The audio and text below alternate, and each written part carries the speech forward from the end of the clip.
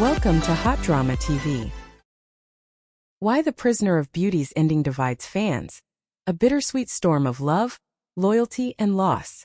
The curtain has fallen, but the conversation is just beginning. Tencent's historical sensation The Prisoner of Beauty, starring Song Zhuo and Liu Yuning, has concluded for VIP viewers, and the finale has sparked nothing short of a social media frenzy. With hearts shattered, debates ignited, and hashtags soaring, it's safe to say, this wasn't just another drama ending. This was an emotional reckoning. Tears, rage, and tweets, reactions pour in. As the final episode hit streaming platforms, fans across the globe braced themselves. For those who paid for early access, the emotional turbulence arrived early, and so did the commentary. On Weibo, threads exploded with passionate reactions. "I'm so angry I can only laugh. Screenwriter come out, I just want to talk. This is emotional abuse in 4K. Xiao didn't deserve this. Why do the kind-hearted ones always die? A happy ending shouldn't cost this much emotional damage." Some fans praised the depth, calling the finale a bold, realistic depiction of wartime sacrifice. Others, however, labeled it an unnecessary heartbreak that undercut the integrity of the story and characters they'd grown to love. What happened in that final episode? Spoilers below. Let's recap the major emotional blowouts. Xiao Yu switches allegiance to support Liu Yan, triggering a domino effect of betrayals. Liu Yan captures Xiao in a cruel strategic move, forcing Baiji into an excruciating moral dilemma. Refusing to see Baiji destroy his own kin, Xiao throws herself from the city walls. Her tragic death leaves viewers stunned. Wei Liang falls on the battlefield, never to return. Amid the ashes, Xiao Qiao Song Zhuo survives, gives birth to a daughter, and ends up with Wei Xiao Liu Yuning. It was a bittersweet ending, one half romance, one half heartbreak. The faithful few versus the furious many. So why did the ending divide the fanbase so drastically? For some, the heavy finale gave weight to the narrative. They applauded the show for refusing to sugarcoat the horrors of ambition, power, and war. The losses felt authentic, not fabricated, and the conclusion, while painful, was true to the brutal world the series had built. Others weren't so forgiving. Many pointed fingers at the screenwriter, arguing that several deaths, especially Xiao's, felt forced.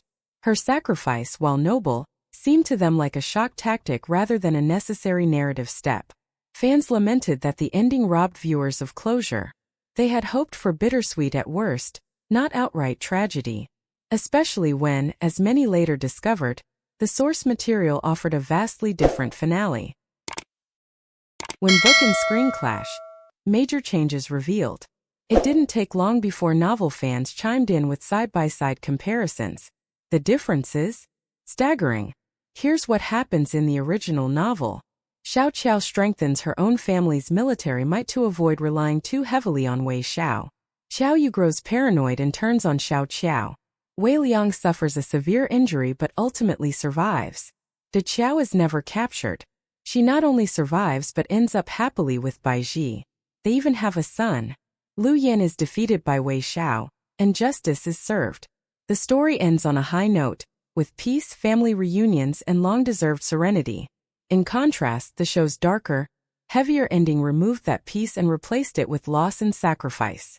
To some, this added realism. To others, it erased the soul of the original. Fans beg for an alternate ending. The backlash was so intense that some fans launched online petitions asking Tencent to release a second version of the finale, one truer to the book. Posts reading, "Give us the real ending," and "Let Xiao live," trended, with fan-made edits and alternate scripts even gaining traction on Bilibili and Douyin. The outcry revived the age-old debate.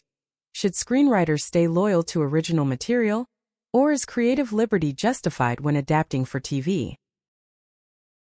The core question: realism or betrayal? What the finale has really done is spark a deeper conversation about storytelling in period dramas. Does a sad ending equate to a better one? Or does tragedy for tragedy's sake weaken the message? Some critics praised the show for not tying things up with a bow.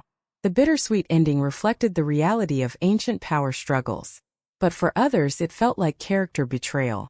Xiao in particular had become a fan favorite, a figure of strength, compassion, and intelligence. Her death felt not only unjust but avoidable. The legacy of The Prisoner of Beauty. Despite the polarizing finale, The Prisoner of Beauty has left a massive cultural imprint.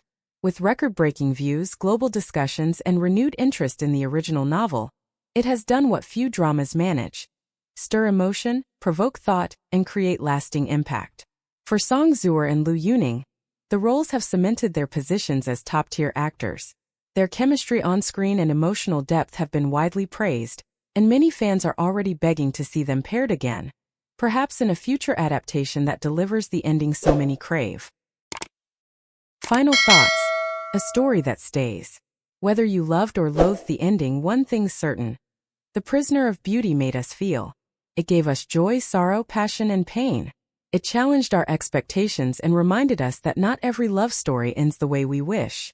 But sometimes the stories that hurt the most are the ones we remember forever. What did you think of the ending? Did it stay true to the characters or go too far? Drop your thoughts below and join the debate.